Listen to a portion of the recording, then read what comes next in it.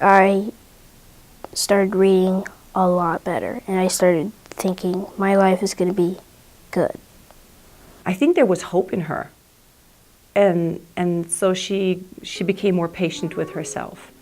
At the age of 19, when I decided to learn how to read, things got better. Everything changed for the better.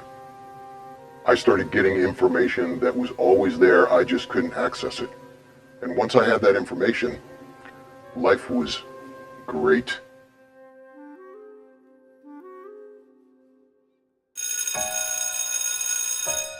For quite some time, the English-speaking world has been stuck inside an education paradigm. The children caught up in this paradigm suffer overwhelming pain and frustration. Here in the United States, our nation's literacy is measured by a system known as the National Literacy Scale. This scale contains 4 levels. The minimum reading standard for what is termed functional literacy is at the basic level. When functioning at this basic level, a person is capable of reading well enough to do most practical things, such as finding a listing for a television show, or reading instructions printed on a prescription bottle. Every year, about 4 out of 5 students are successful. They leave school with reading and writing skills needed to enter the labor market and fully achieve their potential in society. The remaining 1 in 5 children are left behind. Despite a normal or an above normal level of intelligence and potential, these children are unable to engage society with the education provided to them. You can't be expected to function at a high school level or function in a high school classroom when you're reading at a 1st and 2nd grade level. We have probably a high percentage of students who struggle with reading. A lot of them just aren't going to get the information when their reading skills are so low. High school teachers generally aren't trained to teach reading. Over the past 10 years, a steady stream of research and development has yielded new and highly effective ways to help these 1 in 5 children. What color are the little dots that are on it? Black. And what else? White. Evidence clearly shows that with the right help, these children can learn to read. Who has bumped into the bee? The bear with long hair. Since these precious 1 child in every 5 can be saved, it's our duty to save them. There is no testing in the schools for how your eyes work as a team. Sometimes all it is the eyes are a little out of alignment. I can put in some prisms, some things, and all of a sudden, mom's sitting here and the jaws dropped because they've gone up 3 grade levels in 20 minutes. The eyes were fighting one another to track, and now the eyes can smoothly work together, and it happens like that. We've identified 8 causes of reading difficulty. And one of these difficulties is optalexia, which is a visual approach to reading. In other words, they're sight reading or whole word reading. And if a child has that, all you have to do is change the way you're teaching them. The approach we use is called guided phonetic reading, and it uses characters to represent the phonemes. Those characters help the child to know what sounds the letters make. The child just has to practice reading with the characters. The child's brain is learning the letter sound combinations. But with highly effective solutions available, why aren't the national and statewide systems adopting these new solutions and applying them universally? A few pioneers within the system have already begun implementing these new teaching approaches. Our educational systems are inherently and rightly methodical. It can take years or even decades for new ideas to become embedded into most classrooms. And the teacher thought I was crazy. I said, please test her, you'll see she cannot read anything. And sure enough, she tested her and she was flabbergasted. And even then it took a long time for them to be willing to have her tested, and it just was a huge process. If one looks at the 1948 Declaration of Human Rights, access to a free education is fundamental to it, in the view of the people who wrote that.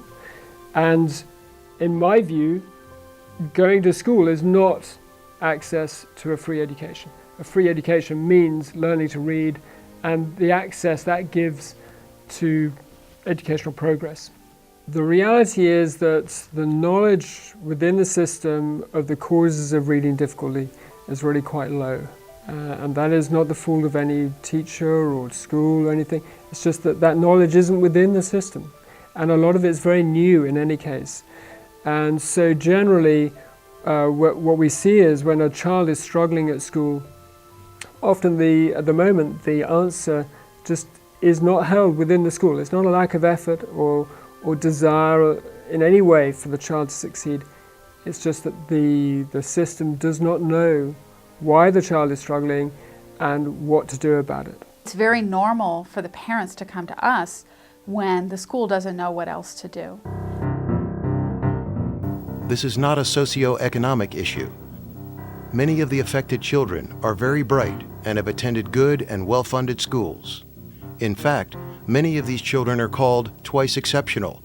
In every case, with the right help, the chance of these children succeeding is high. I think when we have kids guessing, and I see this in my practice, I saw it with my own child prior to his program, is that these are visual spatial conceptual thinkers. What we find with these visual spatial thinkers is that, again, they're very intelligent. They need to master something. We're going to work with that individual and give them a tangible process to achieve focus. Because what most of these kids have been told all their lives is focus and concentrate, but no one tells them what that means. So then we start to use clay, because for dyslexics to learn, they need to create. We are creative people. And so we start with the alphabet, take them through the alphabet, and we find triggers within the alphabet. Because for most of these individuals, letters are doing other things besides being letters. Once we do that, we have to also go into punctuations, because punctuations are symbols that mean something. We detrigger that, and we work our way into words. Reading can be connected to a lot of stress. And stress historically has been about fear, about danger. That is not good for reading practice. And so we do everything we can to reduce stress, and the more you help a child, the more they will progress with their reading. Don't leave them to struggle. By far the most common thing is a lot of guessing and sight reading of words. And that shows through generally between the ages of 6 and 9. Also always shows through in bad spelling. The second most common reason for reading difficulty is a visual difficulty. 9 out of 10 of kids that have visually related reading and learning problems, this is probably the biggest point, have 20/20 vision. Sometimes within as little as 2 or 3 weeks, I've had parents come back and they're astonished. They say, I walked by Johnny's room, I looked in and he was reading. Once I made the commitment to get help, things got better. Life was all of a sudden interesting. I didn't have time for my buddies who played video games and went out and broke into cars. I was learning how to read, and it was opening doors for me. While the system catches up with current developments, we need to use whatever means we can to deliver the help every child needs.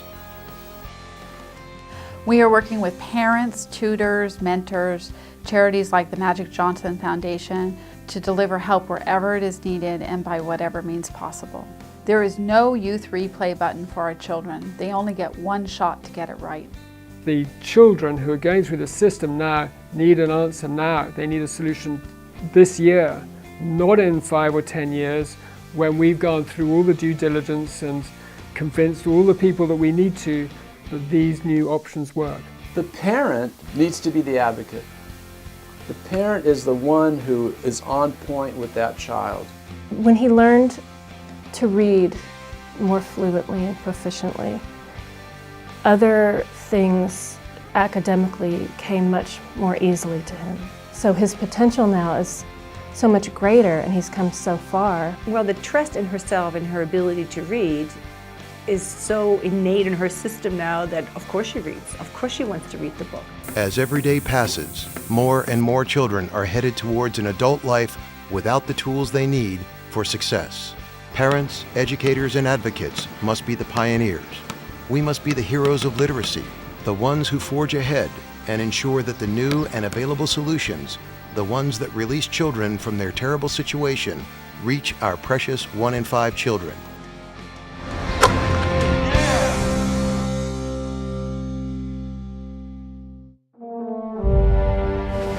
Discover more ways to help your child at helpingeverychildtoread.com.